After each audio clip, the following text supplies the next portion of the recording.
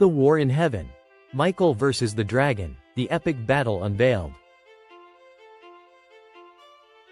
Countless eons ago, there was a cosmic battle that took place in the heavens. What if I told you that before humanity even walked the earth, an ancient war shook the very foundations of heaven?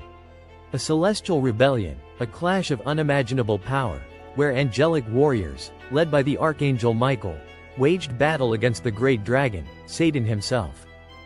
But what really happened in this war in heaven? What led to this cosmic showdown, and what does it mean for us today? Stay with me, because by the end of this video, you'll see how this epic battle continues to rage, not just in the heavens, but right here on earth. Chapter 1. The Rebellion, when Lucifer turned against God. Before the battle erupted, there was peace in heaven. But within that celestial harmony, one of the highest-ranking angels, Lucifer, the morning star, began to desire something more.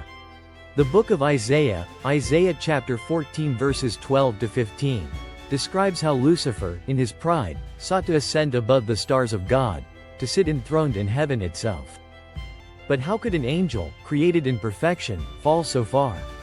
Jewish and Christian traditions suggest that Lucifer's beauty and intelligence led him to believe he was equal, or even superior, to his creator. And so, with cunning deception, he rallied a faction of the angels, whispering rebellion into their celestial ears. But one thing he did not anticipate was Michael. Chapter 2. Enter the commander, Michael, God's warrior angel. Unlike Lucifer, who sought power for himself, Michael, the name meaning, who is like God, stood for divine justice. The book of Daniel chapter 10 verse 13, 12-1, calls Michael a great prince who defends God's people, while Jewish tradition identifies him as the guardian of Israel. When the rebellion broke out, Michael took command of the angelic army. If Lucifer was the proud, scheming usurper, then Michael was the steadfast, unwavering warrior, chosen to uphold God's order. But would Michael's forces stand a chance against the cunning and power of the fallen cherub? Chapter 3. The war ignites, heaven erupts into battle. Revelation chapter 12 verses 7-9 gives us one of the most dramatic scenes in the Bible. Then war broke out in heaven. Michael and his angels fought against the dragon, and the dragon and his angels fought back. But he was not strong enough, and they lost their place in heaven. Imagine the heavens themselves trembling as divine swords clashed, as the once holy angels, now twisted by darkness, battled against their former brethren. Flaming wings streaked across the celestial battlefield, light colliding with darkness in an explosion of power. But what kind of weapons did they wield? Ancient texts and theological writings suggest that angels fight with divine energy, celestial swords, and weapons beyond human comprehension. Could the very fabric of reality have been their battlefield? And more importantly, how was Lucifer, the greatest of all created beings, defeated? Chapter 4. The fall of Satan, cast down to earth. Lucifer and his fallen angels fought viciously, but they were no match for Michael and the forces of heaven. And then came the moment of reckoning, the moment when the rebellious angels were cast out of heaven. Revelation chapter 12 verse 9 declares, "The great dragon was hurled down, that ancient serpent called the devil, or Satan, who leads the whole world astray. He was hurled to the earth, and his angels with him." But here's where it gets even more intriguing. Jewish and Christian traditions describe that when Lucifer fell, he didn't just disappear into nothingness. He was cast down to earth, right where we live today. If Satan lost the war in heaven, what is he doing now? What is his ultimate goal? Chapter 5. The war continues, spiritual warfare on earth. Though cast out of heaven, Satan did not give up his war against God. Instead, he turned his attention toward the next battleground, humanity. The fall of man in Genesis, the corruption of nations, and even the battles over our very souls, could all be extensions of this same cosmic war? Ephesians chapter 6 verse 12 warns us.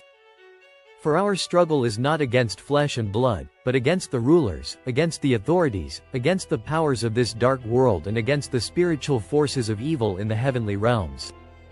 If that's true, how do we fight back? How do we stand against the schemes of the dragon?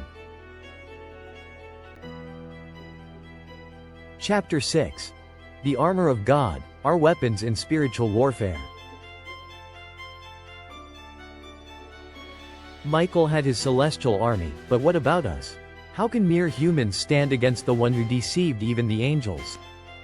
The answer lies in Ephesians chapter 6 verse 13-17, the armor of God. The belt of truth. In a world filled with deception, truth is our first defense. The breastplate of righteousness.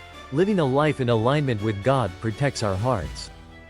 The gospel of peace. We stand firm, not in fear, but in faith.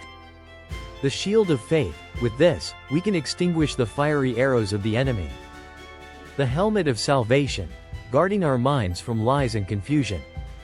The sword of the Spirit, God's word, the ultimate weapon against darkness. But this isn't just symbolic, it's real.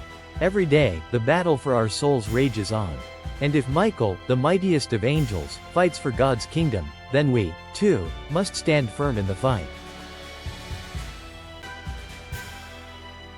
Chapter 7. Prophecy and the Final Battle.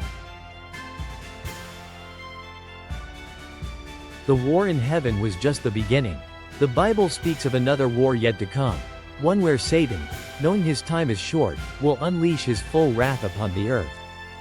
In recent years, there has been a sharp rise of serious claims about UFOs from reputable sources. In fact, a number of Christian evangelists and pastors such as Dr. Jack Van Impe, Mark Driscoll and others have proposed that the alien sightings are very likely demons and a part of Satan's armies. Revelation chapter 20 verse 10 prophesies the dragon's final fate, and the devil, who deceived them, was thrown into the lake of burning sulfur, where the beast and the false prophet had been thrown.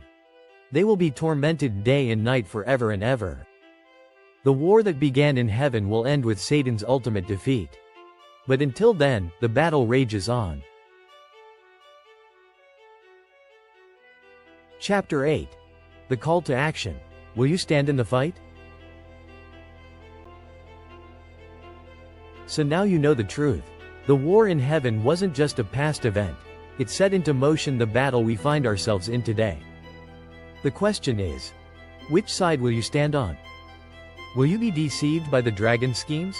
Or will you, like Michael and his angels, stand firm in the battle for truth, righteousness, and faith? Because whether we realize it or not, the war continues. And the time to choose a side is now. If you found this video eye-opening, don't forget to like, subscribe, and share.